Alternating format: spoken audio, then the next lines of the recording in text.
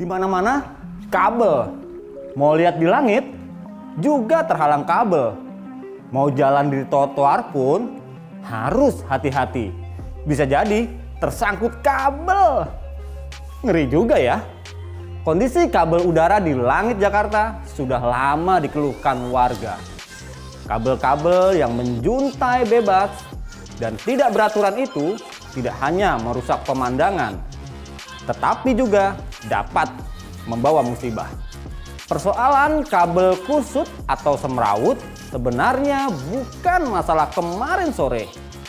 Belakangan ini kembali jadi pembahasan dan sorotan setelah kabel kusut ini memakan korban jiwa.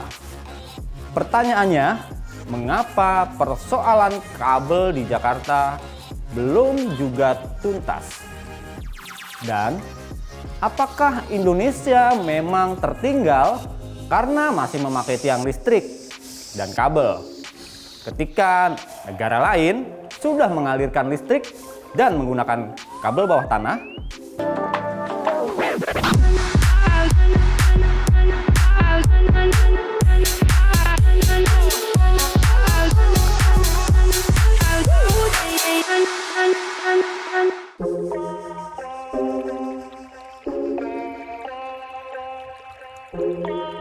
Di negara-negara luar, tiang-tiang listrik dihubungkan melalui kabel yang rata-rata berjumlah 3 kabel per tiang. Tiang tersebut juga terhubung dengan sistem transmisi yang lebih besar, yaitu sutet atau saluran udara tegangan ekstra tinggi yang dapat menyalurkan sekitar 20.000 volt sampai 170.000 volt.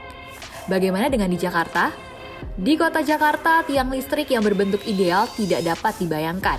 Seringkali kita menemukan tiang listrik yang memiliki kabel dalam jumlah berkisar antara 10 sampai dengan 30 kabel. Kabel tersebut juga seringkali terbelit antara pepohonan dan bangunan. Saat ini Jakarta masih menggunakan kabel udara jalur atas permukaan.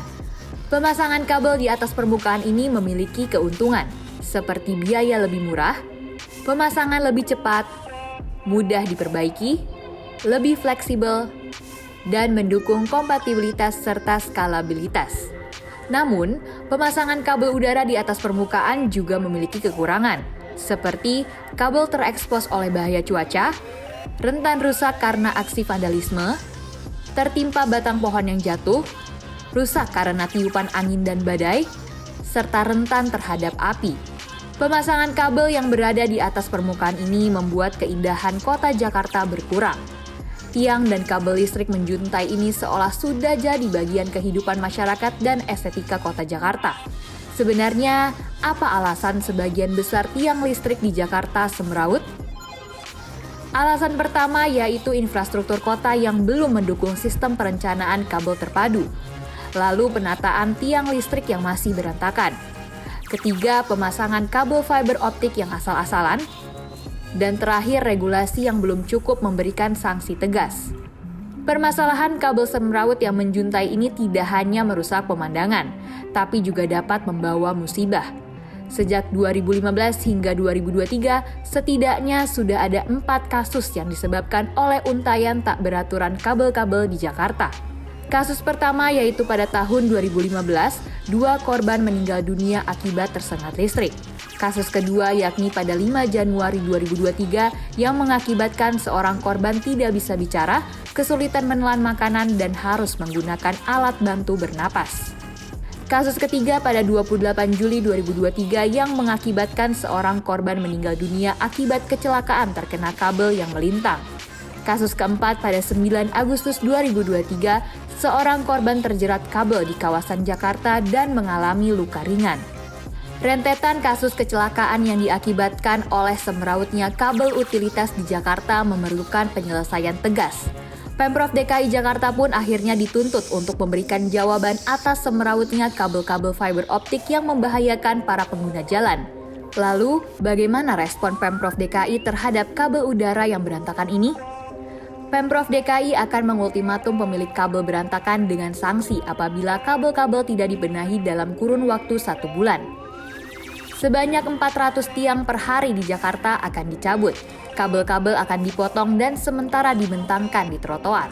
Selain itu, seluruh kabel fiber optik udara di Jakarta akan mulai direlokasi pada September 2023. Pemprov DKI juga akan merelokasi kabel di bawah tanah melalui program sarana jaringan utilitas terpadu. Apabila warga menemukan kabel semrawut, Pemprov DKI juga meminta agar melapor ke pihak yang berwenang. Untuk mengatasi kabel semrawut, Pemprov DKI Jakarta telah menyiapkan sarana jaringan utilitas terpadu atau SJUT. Apa yang dimaksud dengan SJUT? SJUT hadir sebagai sarana untuk penempatan jaringan utilitas terpadu yang terletak di bawah permukaan tanah.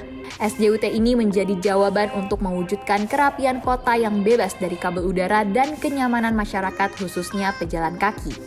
Dalam proses pembentukan SJUT, terdapat beberapa permasalahan, seperti proyek tidak berjalan sesuai target, nilai sewa dinilai mahal dan berpotensi memberatkan provider, serta realisasi program baru dapat tercapai sepenuhnya dalam kurun waktu 4 sampai dengan 5 tahun mendatang.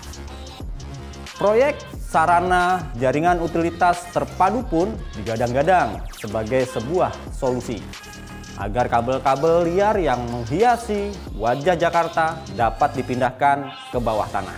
Masalahnya, di samping pengerjaan proyek yang molor, SJUT baru sepenuhnya dapat diimplementasikan dalam kurun waktu 4 hingga 5 tahun mendatang. Bagaimanapun, permasalahan dari kesemrautan kabel-kabel ini perlu mendapat perhatian serius dari semua pihak terkait. Mengingat jumlah kasus kecelakaan sudah banyak terjadi. Jangan sampai tunggu ada korban jiwa lagi, baru kita mau berbenah. Segeralah bergerak merapikan kabel-kabel yang semrawut. Saya Gurit Adi Suryo dan tim Litbang Media Indonesia pamit undur diri. Tetap saksikan program Jendela Data atau Jeda setiap Selasa hanya di YouTube Media Indonesia.